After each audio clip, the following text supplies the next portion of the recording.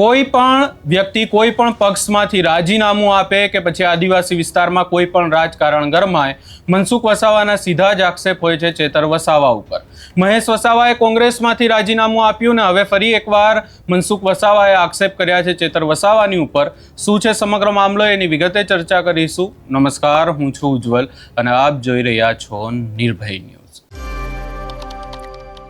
આદિવાસી વિસ્તારની જો વાત કરવામાં આવે તો આદિવાસી વિસ્તારનું રાજકારણ હાલ ગરમાયેલું છે અને ખાસ કરી અને નર્મદામાં જે રીતે સ્થાનિક સ્વરાજ્યની ચૂંટણીમાં આમ આદમી પાર્ટી અને ચેતર વસાવાએ સીટો નીકાળી છે એને લઈને ચર્ચાઓ પણ અનેક થઈ રહી છે. પરંતુ આ તમામ ચર્ચાઓની વચ્ચે કોંગ્રેસમાં જોડાયેલા મહેશ વસાવાએ કોંગ્રેસમાંથી રાજીનામું આપ્યું અને ત્યારબાદ હવે આ આખી બાબતને લઈને આદિવાસી વિસ્તારમાં ફરી એકવાર ચર્ચાઓએ વેગ પકડ્યો છે. આમ તો જો જોવા જઈએ તો છોટુ વસાવાના પુત્ર મહેશ વસાવા, અને સ્વાભાવિક વાત છે કે મહેશ વસાવા કોઈ પણ પાર્ટીમાં જોડાશે, કોઈ પણ પાર્ટી છોડશે એટલે એને લઈને ચર્ચાઓ તો થવાની જ છે.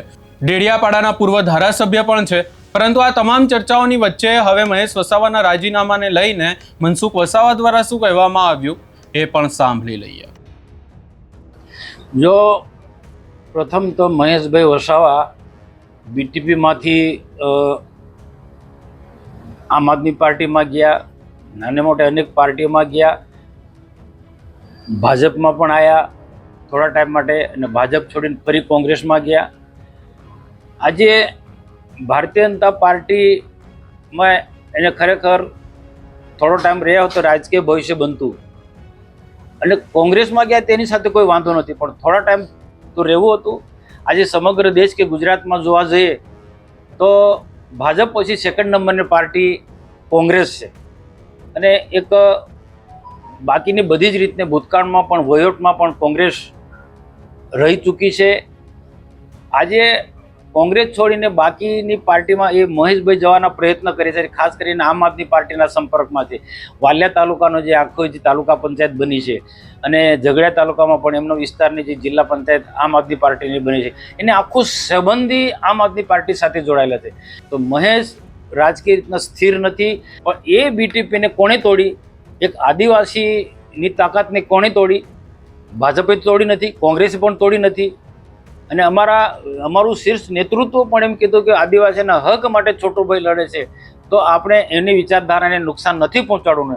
નથી કોંગ્રેસે નુકસાન પહોંચાડી છોટુભાઈની વિચારધારાને, કે નથી ભાજપે નુકસાન પહોંચાડી છે આમ આદમી પાર્ટી ચૈતર વસાવાએ. તો એ ચૈતર વસાવા સાથે એ મિલીભગત કરે છે. એ સમજાતું નથી કે એમની રાજનીતિ શું છે. ભાઈ ટિકિટને સોદાબાજીને બધી જગ્યાએ થતું હોય છે, અને કોંગ્રેસ હોય કે પછી બીજી બધી જ પાર્ટીઓ હોય કે ભાજપ હોય કે બધી જ પાર્ટીમાં એ બીટીપીમાં બી પહેલાં તો સોદાબાજી થયેલી છે ને હું આખી ત્યાં જ જાણું છું.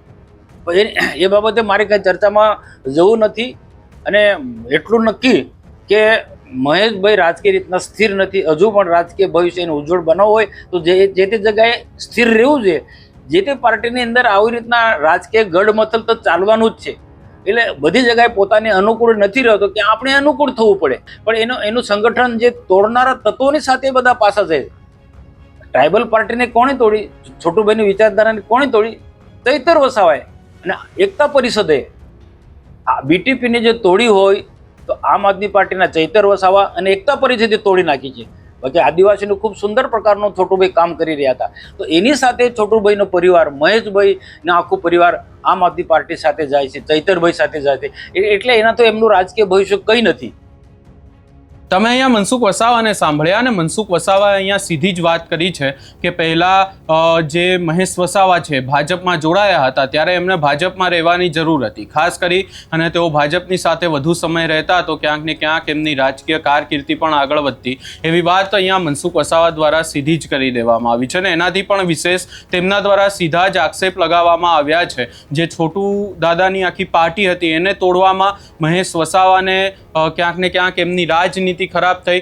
આ તમામ બાબતોને લઈને અહીંયા સીધા જ આક્ષેપ મનસુખ વસાવાએ ચેતર વસાવાની ઉપર કર્યા છે. આ સમગ્ર બાબતે ખાસ કરી અને હવે આજે આખી રાજનીતિ ગરમાઈ છે એને લઈ તમારો શું અભિપ્રાય છે એ અમને કમેન્ટ કરી જરૂર જણાવશો ને અમારી ચેનલ નિર્ભય ન્યૂઝને લાઇક, શેર, સબસ્ક્રાઇબ કરવાનું ભૂલશો નહીં.